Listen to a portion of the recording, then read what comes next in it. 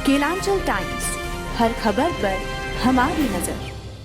प्रधानमंत्री मोदी जी के नेतृत्व में एक नए भारत का हम दर्शन कर रहे हैं।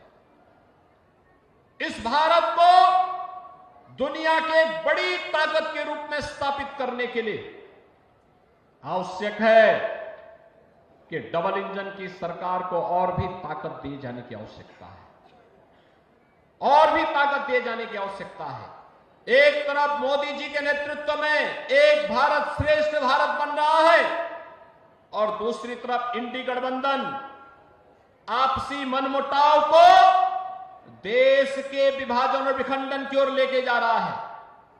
आपने हाल ही में जम्मू कश्मीर विधानसभा के अंदर उस प्रस्ताव को देखा होगा जिसमें उन्होंने कहा है कि हम कश्मीर के अंदर धारा 370 को फिर से बहाल करेंगे। यानी आतंकवाद की जड़ जो धारा 370 है, जिसे 5 अगस्त 2019 को प्रधानमंत्री मोदी जी ने हमेशा के लिए समाप्त कर दिया है।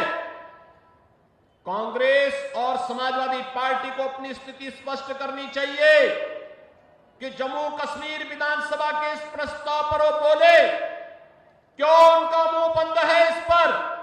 ये फिलिस्तीन के नाम पर आंसू बहाने वाले लोग, पाकिस्तान के नाम पर आंसू बहाने वाले लोग जम्मू कश्मीर के मुद्दे पर मौन क्यों बने बैठे हैं? ये देश की एकता और अखंडता को चुनौती देने वाली स्थिति है, और कोई भी भारतीय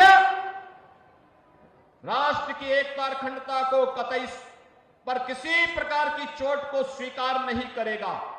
और बहनों और भाइयों, उसी का आह्वान करने के लिए मैं आपसे अपील करने के लिए आया हूं। इस समाजवादी पार्टी हो या कांग्रेस, ये राष्ट्रीय एकता और अखंडता के साथ खिलवाड़ कर रही है अपने राजनीतिक स्वार्थों के लिए।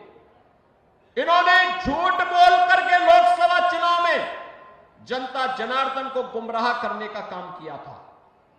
उस समय इन्होंने अनर्गल प्रलाप किए थे।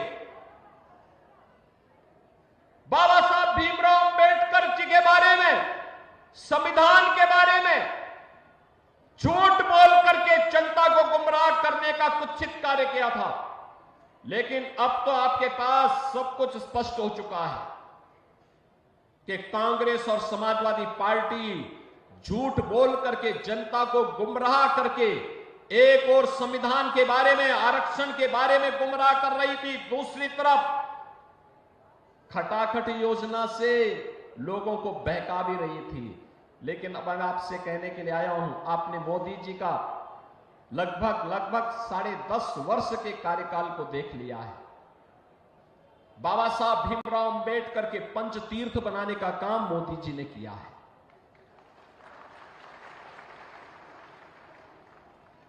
भारत रत्न के रूप में चौधरी चरण सिंह जी का सम्मान करने का काम ये मोदी जी के नेतृत्व में हुआ है। जबकि ये कार्य 1980 में होना चाहिए था, 1985 में होना चाहिए था, 1990 में होना चाहिए था। लेकिन एक लंबे कालखंड के बाद यह समय लगा जब किसानों को सम्मान मिला है, और चौधरी साहब को भारत रत्न से सम्मानित किया है प्रधानमंत्री मोदी जी ने।